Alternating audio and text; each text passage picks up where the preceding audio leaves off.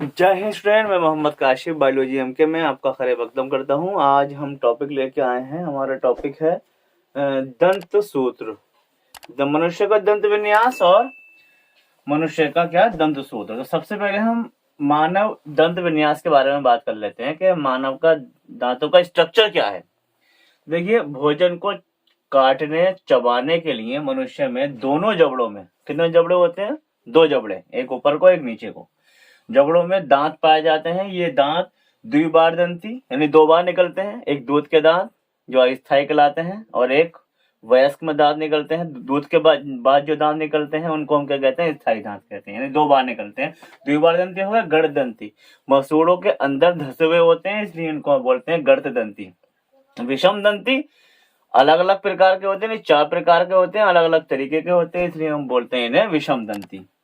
ठीक है, तो ये कितने प्रकार का? ये 3 टाइप के हो गए, विषम दंती, गढ़ दंती और द्विबार दंती। अब इनके प्रकार क्या हैं? विषम दंती के अकॉर्डिंग की बात करें तो इनके प्रकार क्या है? तो इनके 4 प्रकार हैं।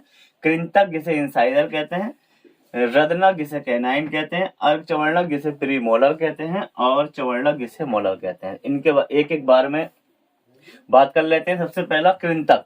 ये दोनों जबड़ों में, दो जबड़े होते हैं तो ये दोनों जबड़ों में 4-4 होते हैं।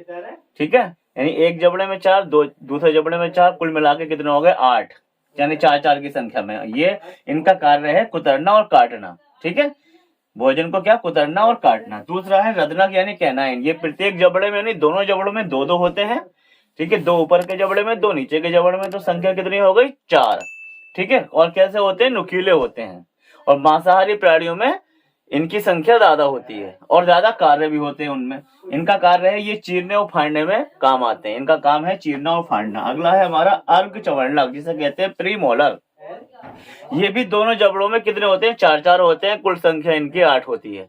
एक जबड़े में 4, दूसरे जबड़े में 4, और इनका काम है ये चबाना, भोजन को चबाना इनका काम है। अगला है हमारा चवर्णक दांत यानी मोलर बोलते हैं इन्हें, और इनकी संख्या दोनों जबड़ों में कितनी होती? सबसे ज्यादा होती है 6-6, यानी कुल संख्या इनकी कितनी होती है? 12 होती है, प्रत्येक जबड़े में 6-6।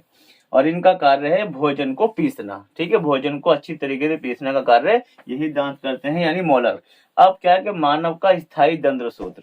स्थायी दंत सूत्र यानी दूध के दांत के बाद जो दांत निकलते हैं उनका यहाँ पर ये सूत्र रखा है, यानी वयस्क मानव का दंत सूत्र है। और जो अस्थायी दंत सूत्र होता है वो अलग होता है। हम यहाँ पर केवल ये देखते हैं कि मानव का स्थायी दंत सूत्र लेके आए हैं। अस्थायी दंत सूत्र का हम बाद में बताएंगे। पहले स्थायी दंत सूत्र देख लीजिए आप। Insider, canine, premolar, molar. देखिए मैं, और सूत्र में क्या करते हैं?